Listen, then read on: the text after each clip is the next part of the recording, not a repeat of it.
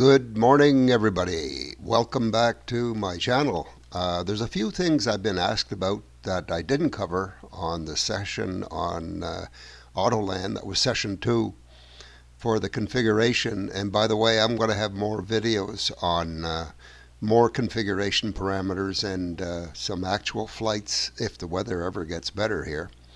So today I want to cover more questions that people have been asking me about. Hey, where do you get Blackbox? What can you do with this Google Earth connection? Well, there's a few things you can do, so let's get right into that now.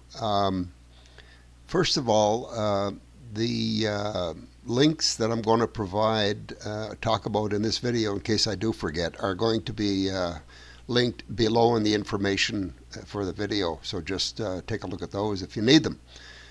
Okay, so let's get right into the parameters for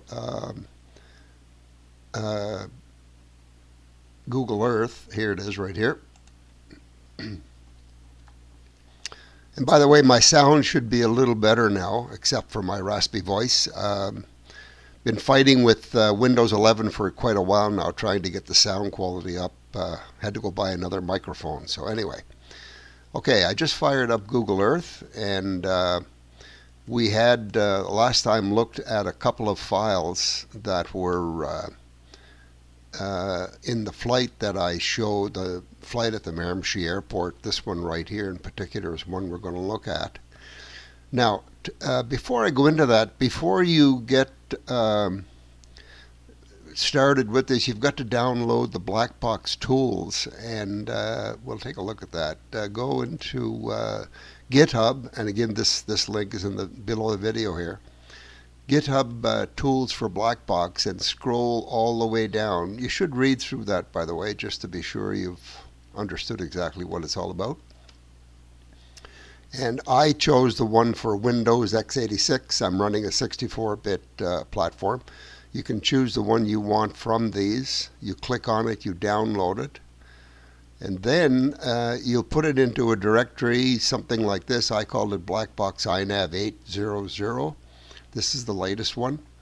And when you put that file in there, the zip file, you'll unzip that file, create it usually in the same directory.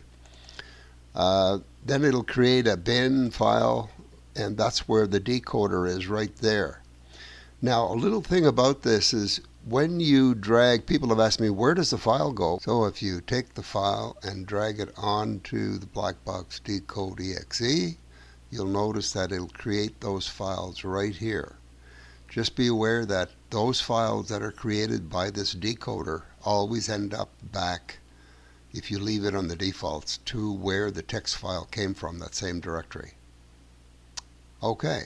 Now, you can either start Google Earth or just right-click on the GPX file and say Open with Google Earth.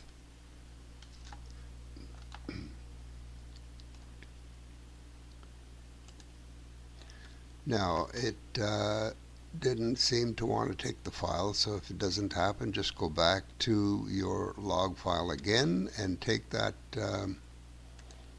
GPX and drag it onto Google Earth.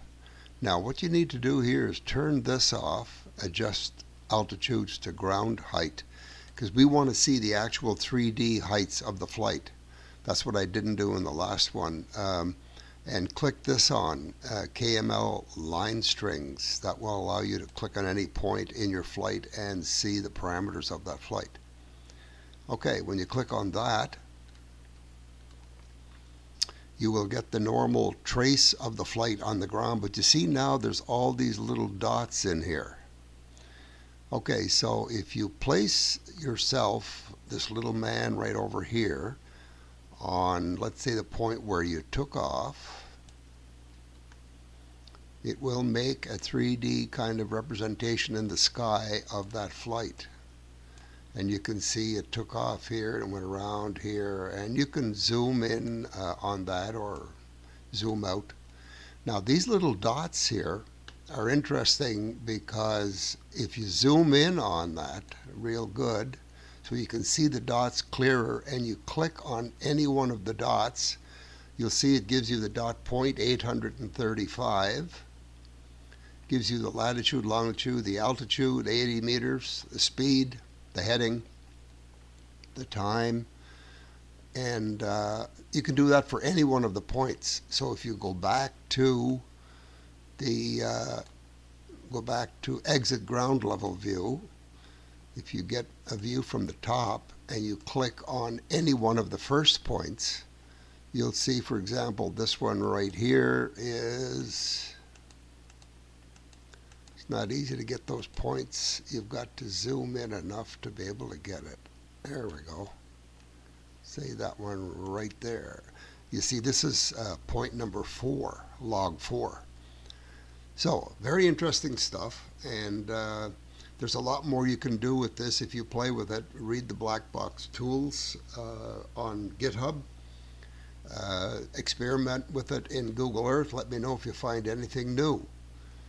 Okay, just wanted to put in a little note here for some very good people that I buy from.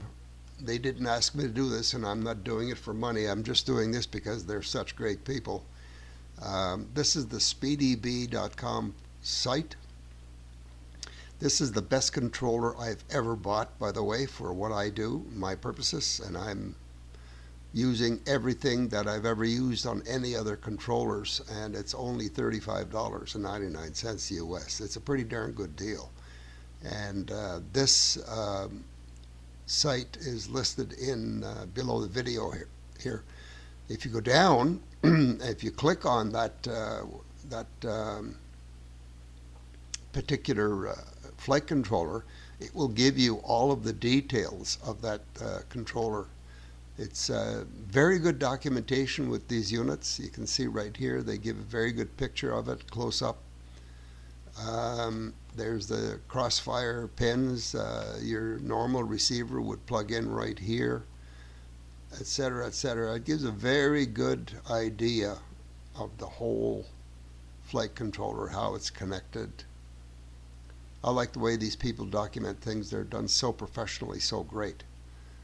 I'm buying pretty much exclusively now from SpeedyBee. I don't buy any other flight controllers at this point in time. Okay, so hope you enjoyed this. See you all in the next one, and fly them like you don't own them.